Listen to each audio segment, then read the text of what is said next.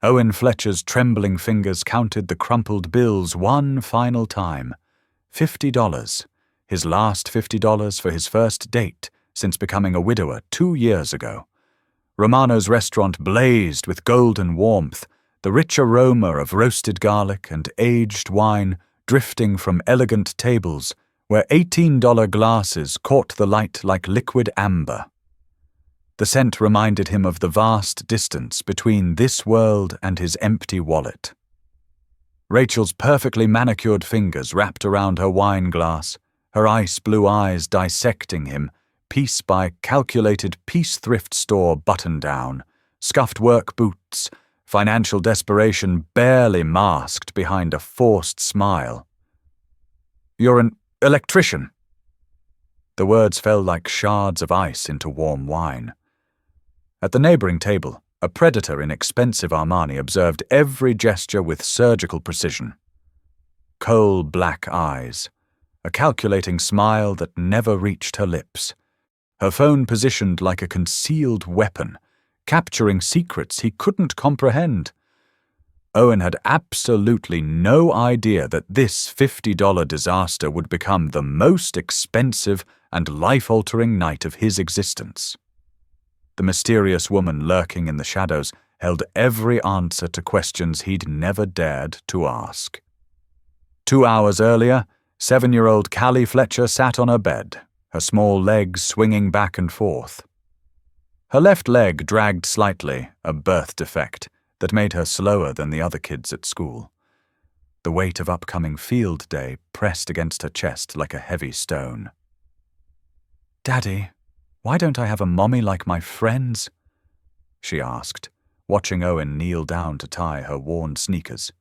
The shoes needed replacing months ago, but groceries and school supplies came first. Always first. "You have, Daddy. Isn't that enough, sweetheart?"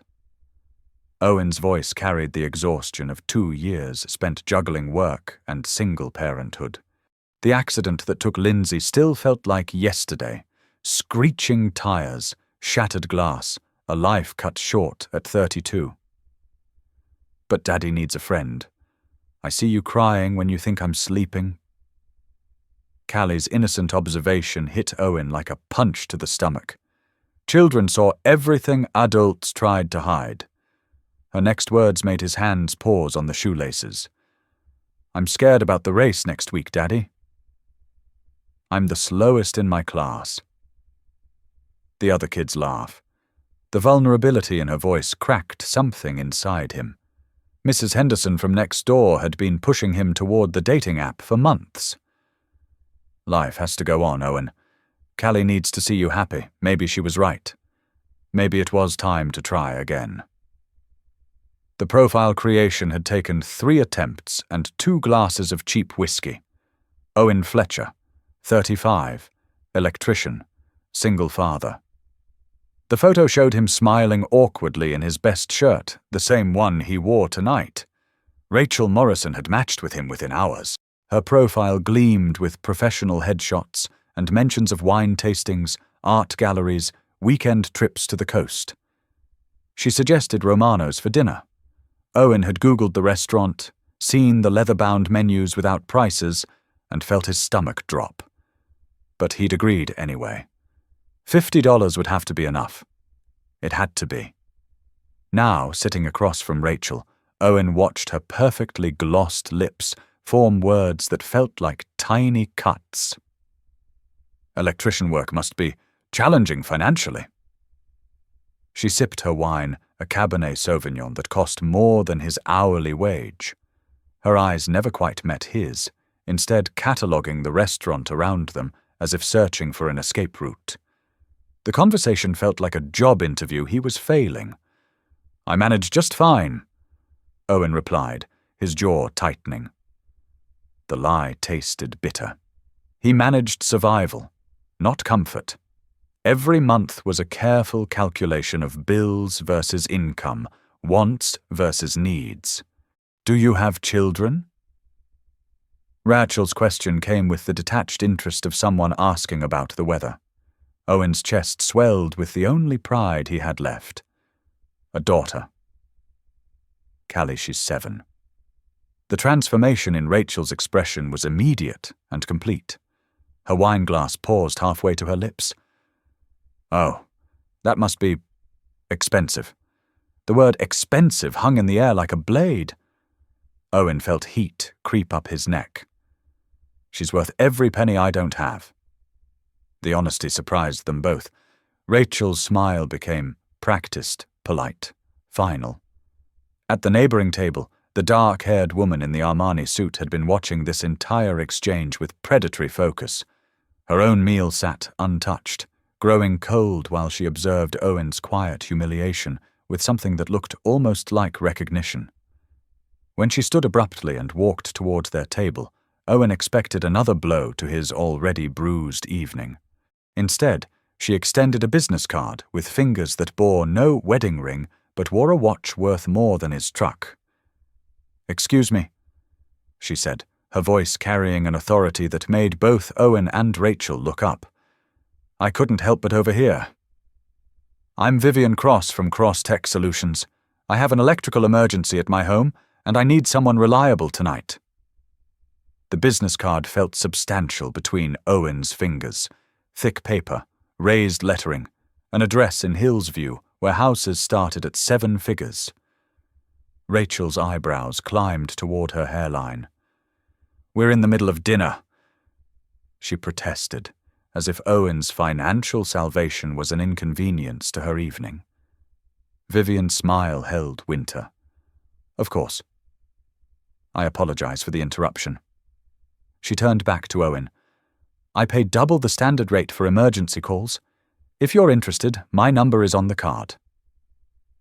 The woman's dark eyes held his for a moment that stretched longer than it should have. Something passed between them, understanding, maybe, or recognition of shared pain. "I think we should call it a night," Rachel announced, already reaching for her purse. The dismissal stung less than Owen expected. He'd known from the moment she'd assessed his clothes that this evening was doomed. "I'll get the check," he said automatically, though his stomach clenched at the thought of $73 disappearing from his already depleted resources. Vivian Cross had returned to her table but hadn't sat down. Instead, she approached their server with her black credit card, the kind Owen had only seen in movies. Within minutes, their bill was settled. "Consider it a professional courtesy," she said when Owen tried to protest. "One business owner helping another." The drive to Hillsview took 20 minutes through increasingly expensive neighborhoods. Owen's pickup truck felt ancient and loud among the silent driveways lined with luxury cars. Vivian's house wasn't just expensive, it was a monument to success. Glass and steel nestled among perfectly manicured grounds, every light positioned to create art from architecture. She met him at the door wearing jeans and a simple sweater, her hair loose around her shoulders. The transformation from restaurant predator to approachable woman was startling. "The problem is on the 3rd floor," she said, leading him through rooms that felt more like a museum than a home. No family photos, no signs of life beyond function. "You live here alone?" Owen asked as they climbed the floating staircase. His toolbox felt inadequate in this space designed for perfection. "For 2 years now," Vivian replied, her voice carefully neutral. "Divorce?" The question slipped out before Owen could stop it. Her pause lasted 3 steps. "My husband died." The admission hung between them like shared grief. Owen stopped climbing. "I'm sorry. I know that feeling." "Amteus." Something shifted in Vivian's posture, a recognition of mutual loss that made the vast house feel smaller. They climbed the rest of the way in understanding silence. The 3rd floor housed an office that looked like mission control for a Fortune 500 company. Multiple monitors glowed with data streams and financial charts. Owen's eyes found the awards lining one wall: CEO of the Year, Entrepreneur of the Decade, Businesswoman to Watch. The nameplate on the massive desk read, Vivian Cross, Chief Executive Officer. "You're the CEO of Cross-Tech Solutions," Owen said, the pieces clicking into place. "You must deal with electrical systems worth millions." Vivian sat heavily in her executive chair. "I wanted to see if you'd treat me differently if you knew from the start." Men usually react in one of two ways, fear or greed. Her honesty felt like a gift. "What about a third option?" Owen asked, already examining the circuit breaker panel. "What's that?" "Not caring what you do for work, just caring about who you are." The electrical problem took 15 minutes to diagnose and fix. A simple circuit overload caused by too many high-draw devices on the same line. Owen worked methodically, aware of Vivian watching his hands move with practiced efficiency. When the lights stopped flickering, she wrote a check for $500. "I said double rate," she explained when Owen protested. "Standard emergency call is $250. Her math was precise, fair, honest. It was more money than Owen had seen in one payment for months. His phone buzzed with a text from Mrs. Henderson. "Callie keeps asking when you'll be home. She can't sleep." The message reminded him why he was here, why every dollar mattered. "I should go," Owen said, folding the check carefully. $500 would buy Callie new shoes, maybe even the special running shoes she'd been admiring. It would cover groceries for 2 weeks. It was hope in paper form. Vivian walked him to the door, her arms wrapped around herself despite the house's perfect temperature control. "Owen," she called as he reached his truck. "Thank you for not asking how much money I make." The vulnerability in her voice stopped him cold. Here was a woman who could buy anything but couldn't purchase genuine connection. "Thank you for paying what the work was worth, not what you thought I needed," he replied. They stood in the driveway for a moment, two people who'd found something unexpected in the space between their different worlds. The drive home took Owen through neighborhoods that felt more familiar, modest houses with toys in yards and lights still burning in kitchen windows. Callie was asleep when he arrived, but she'd left a drawing on his pillow. Stick figures of a man and a little girl holding hands under a rainbow, with "I love Daddy" written in careful 7-year-old letters. Owen sat on the edge of his bed, holding Vivian's check and his daughter's artwork, feeling the weight of both. $500 would change their month, but something about Vivian Cross suggested she might change more than that. Her final words echoed in his mind as he fell asleep. Sometimes the people who fix broken things understand breaking better than anyone else. 2 days later, Owen was installing new outlets in a client's kitchen when his phone rang. Vivian's name appeared on the cracked screen, and something in his chest tightened with anticipation. "I have another electrical issue," she said without preamble. "This time it's the security system." Owen glanced at his schedule. "I can be there at 6. "Perfect. And Owen?" Her voice carried something he couldn't identify. "Bring work clothes you don't mind getting dirty." The warning should have concerned him. Instead, it felt like an invitation to something more honest than their first meeting. Vivian's house felt different in daylightless museum, more home. She led him to the basement, where a maze of servers and network equipment hummed with digital life. "This is the heart of my home office setup," she explained, gesturing to rows of blinking lights. "When the power fluctuates, everything crashes. I lose hours of work." Owen surveyed the setup with professional admiration. The system was worth more than most people's cars. "You need dedicated circuits for equipment this sensitive," he said, already calculating the work involved. "And a backup power supply. This is a major installation." Vivian's smile held challenges. "How major?" 3 days minimum, maybe 4 if we encounter complications. "Then I guess you'll be seeing a lot of me this week," Vivian said, and Owen caught something in her tone that made his pulse quicken. This wasn't just about electrical work. Over the next 4 days, Owen rewired half of Vivian's basement while she worked at her laptop nearby. Their conversations started professional technical questions about power loads and circuit protection. But gradually, they shifted toward something more personal. Vivian talked about building her company from nothing after her divorce, working 18-hour days to prove she could succeed alone. Owen shared stories about Callie, about the juggling act of single parenthood, about the fear that he wasn't enough for his daughter's needs. On the 3rd day, Callie called during lunch break. "Daddy, guess what? I got new running shoes and they're so fast." Her excitement bubbled through the phone speaker. "I can't wait for field day." "Maybe I won't be last this time." Owen's throat tightened with emotion. The shoes had cost $80 money that came directly from Vivian's payment. "You're going to do great, sweetheart. Win or lose, I'm proud of you." When he hung up, Vivian was watching him with an expression he couldn't read. She sounds wonderful," was all she said, but something in her voice suggested deeper thoughts. That evening, as Owen packed his tools, Vivian made an unexpected offer. "Would you like to stay for dinner?" I ordered too much Chinese food. The invitation felt significant, a step across the line from professional to personal.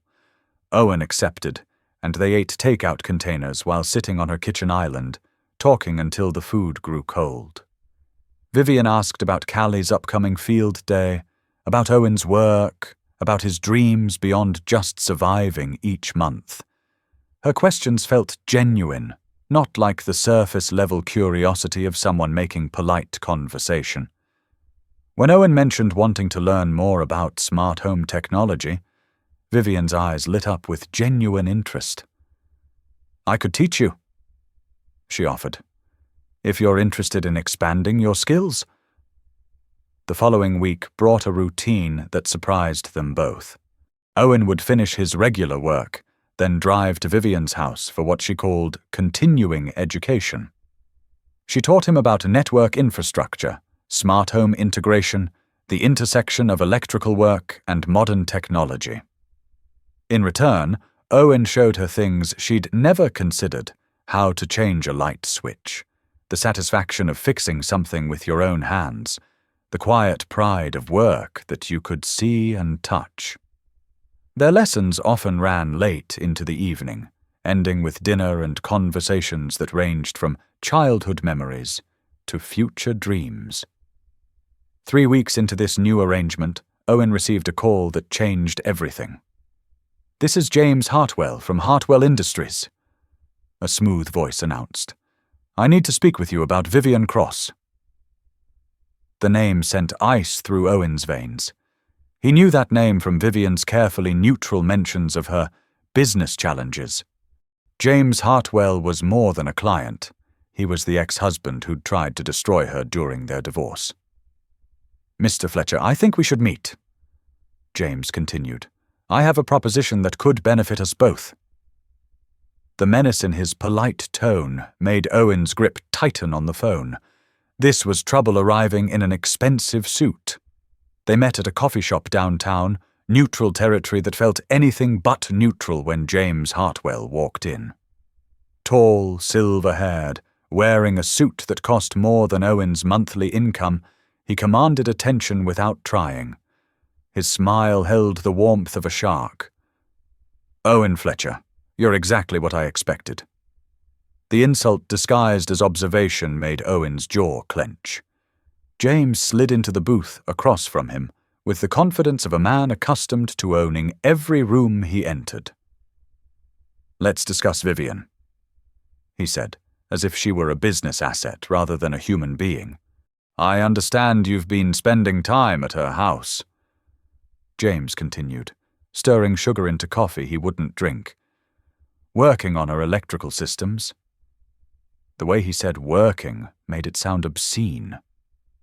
Owen remained silent, letting the man reveal his hand.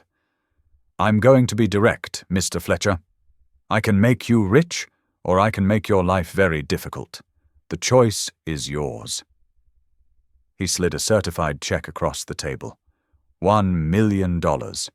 Made out to Owen Fletcher.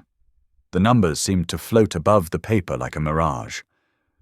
All you have to do is walk away from Vivian and Cedar Falls, permanently.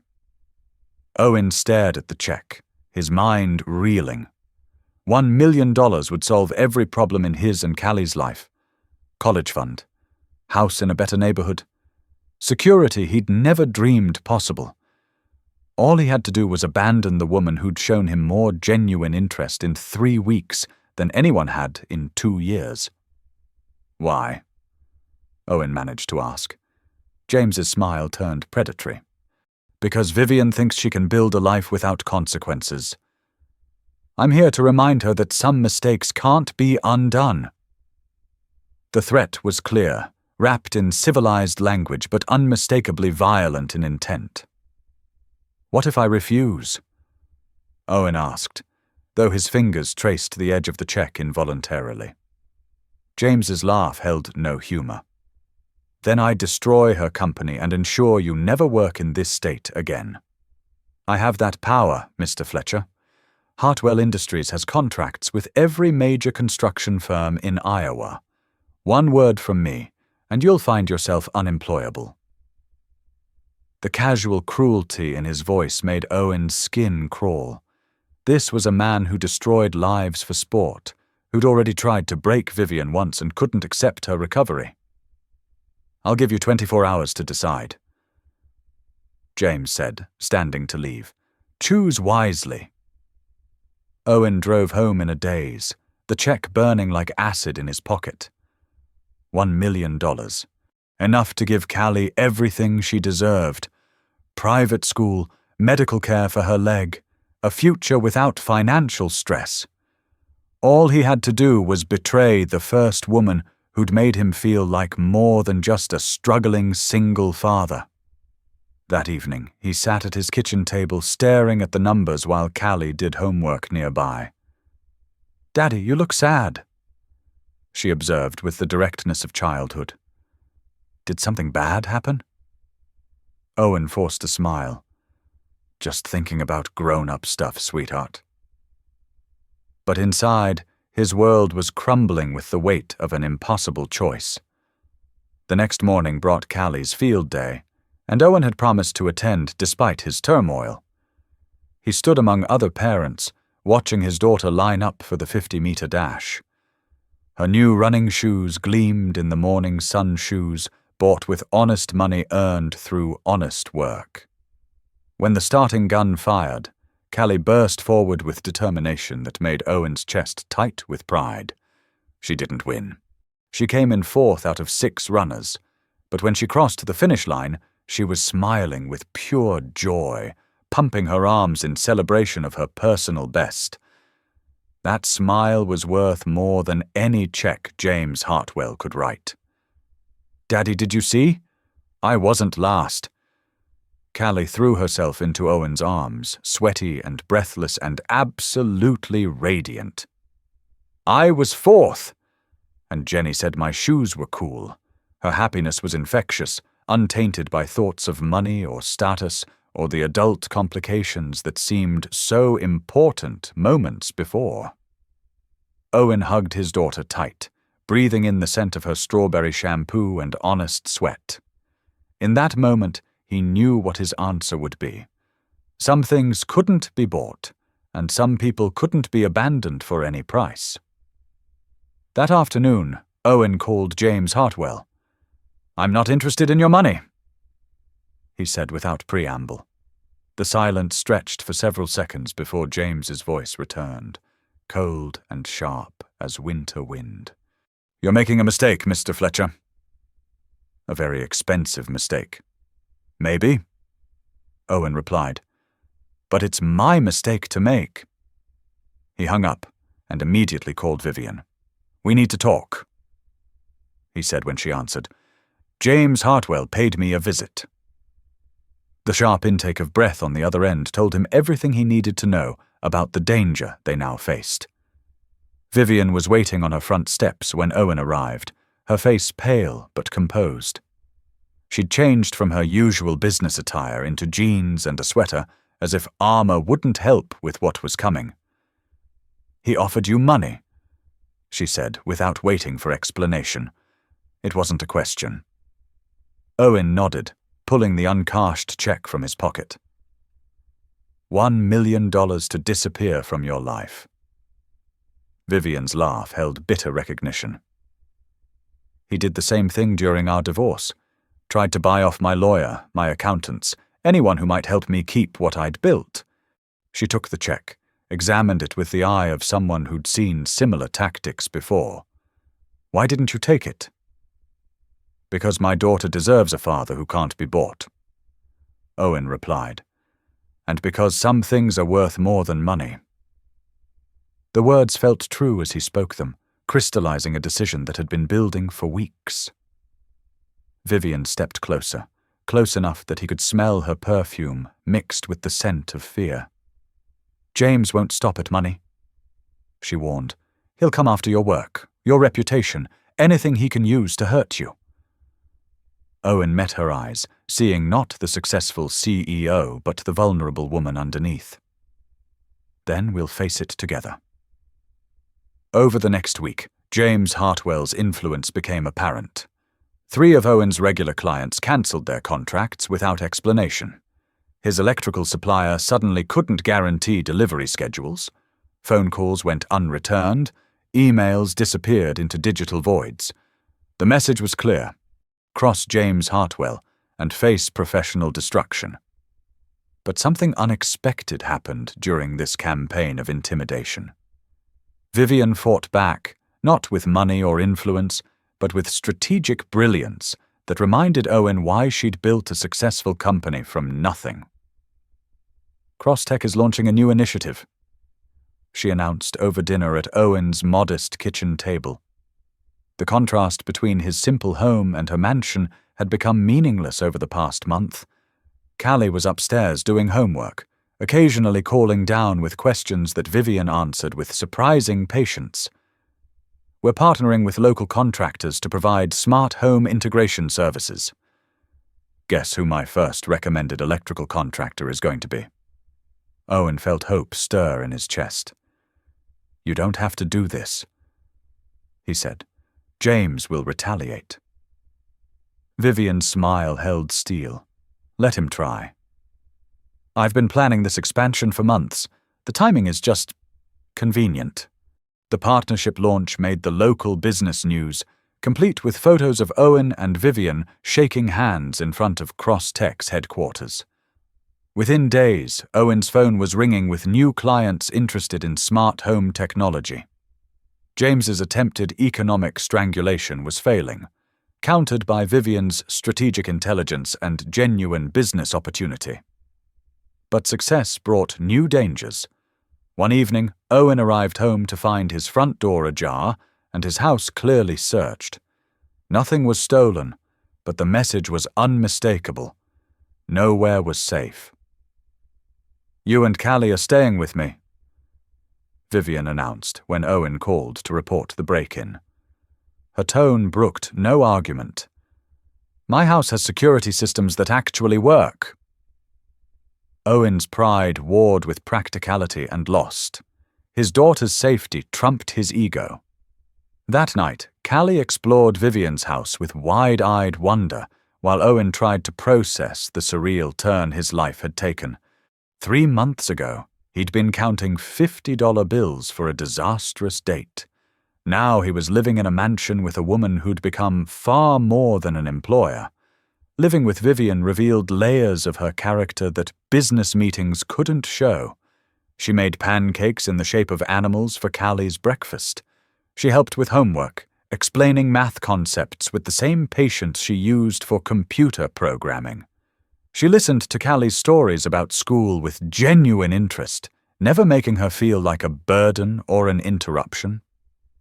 Watching them together, Owen saw what he'd been missing. Not just a romantic partner, but a family. The realization terrified and thrilled him in equal measure. 2 weeks into their temporary arrangement, James Hartwell played his final card. Owen was at a job site when his phone rang with devastating news. "Mr. Fletcher, this is Cedar Falls Elementary. Callie never got on the bus after school. We've checked everywhere, and we can't find her." The world tilted on its axis. Owen's toolbox crashed to the ground as he sprinted toward his truck, his phone already dialing 911. Fear clawed at his throat like a living thing. His little girl, his reason for everything, was gone. The police response was swift, but felt agonizingly slow. Search teams spread through the neighborhood while Owen stood in the school parking lot, fighting panic that threatened to consume his sanity. Vivian arrived within minutes, having left a board meeting the moment she got his call. She took charge with the efficiency of someone accustomed to crisis management, organizing volunteer search groups and coordinating with law enforcement. But beneath her composed exterior, Owen could see the same terror that gripped him. In just weeks, Callie had become precious to her too.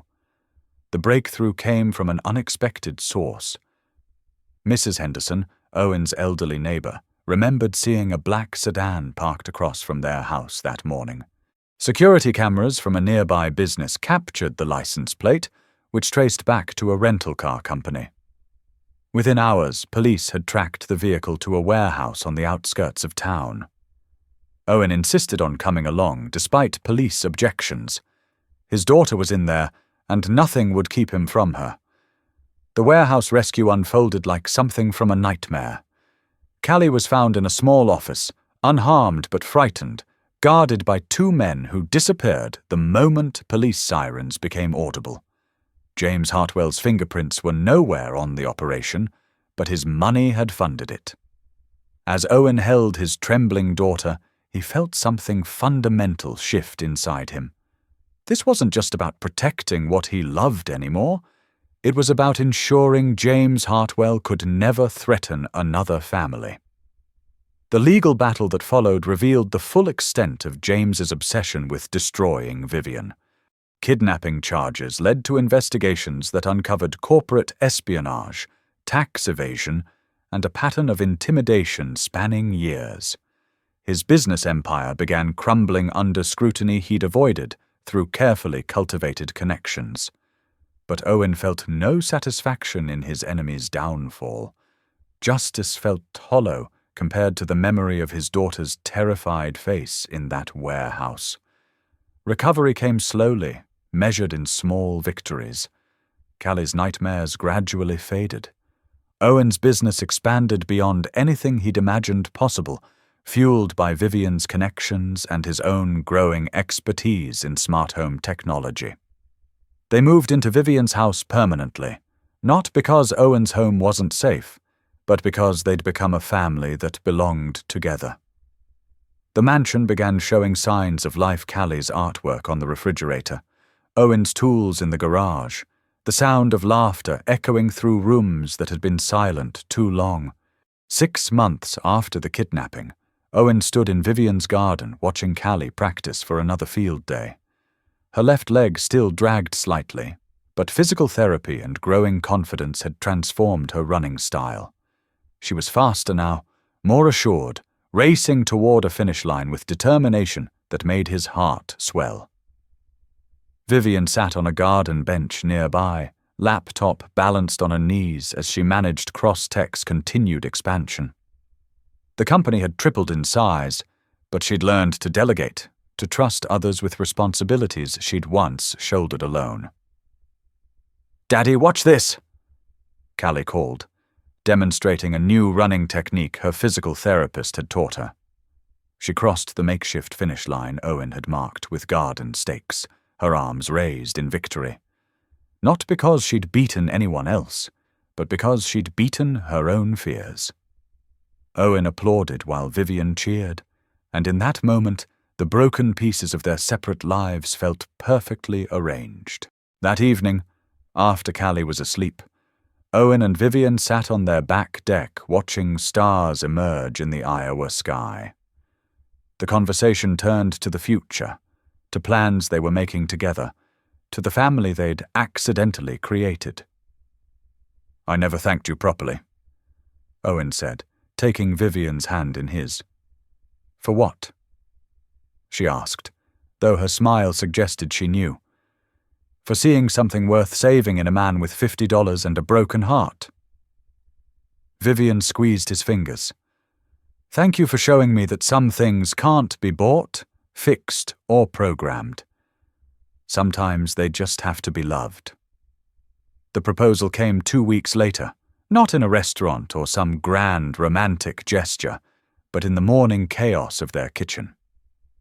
Callie was hunting for her backpack while Vivian reviewed emails and Owen packed lunches for the day ahead. In the middle of ordinary chaos, surrounded by the life they'd built together, Owen knelt down with a ring he'd bought with money honestly earned. "Vivian Cross," he said, and both women in his life stopped what they were doing. "Will you marry us?" The question made Callie giggle and Vivian cry, and the answer came in the form of arms wrapped around both of them. The wedding was small, held in the garden where Callie practiced her running. Mrs. Henderson served as Owen's best woman, while Callie carried the rings in a basket decorated with flowers she'd picked herself. Vivian wore a simple white dress that Owen suspected cost more than his truck, but she'd never looked more beautiful than when she knelt down to include Callie in their vows. They promised to love each other through electrical emergencies and business crises, through field days and nightmares, through all the ordinary moments that made a life worth living. 1 year later, Owen Fletcher stood in the same restaurant where this story began, but everything had changed. Romano's was hosting the Cross Tech Solutions annual party, celebrating a company that had grown from Vivian's determination into a regional powerhouse. Owen wore a suit that actually fit, bought with money from their joint account rather than borrowed or stretched. But the biggest change wasn't in his clothes or bank balance. It was in the way he carried himself, no longer a man apologizing for his presence, but someone who belonged wherever love had brought him. Callie raced between tables in her party dress, showing off her latest running trophy to anyone who would listen. She'd won 3rd place in her age group at the county field day, but more importantly, she'd stopped seeing her leg as a limitation. Physical therapy, confidence, and the unwavering support of 2 parents had transformed not just her running, but her entire relationship with challenge. Watching her now, Owen marveled at the resilience of children, their ability to heal from trauma that would crush adults. "Remember when you only had $50? Vivian whispered, sliding her arm around Owen's waist. They watched their daughter charm a table full of business executives with stories about her school science project. "Best investment I never made," Owen replied, kissing his wife's temple. The money from that disastrous first date had been repaid 1,000 times over, not in dollars, but in moments like this. A family gathered around them chosen family, built from broken pieces and impossible odds. As the evening wound down, Owen found himself thinking about second chances and the strange mathematics of love.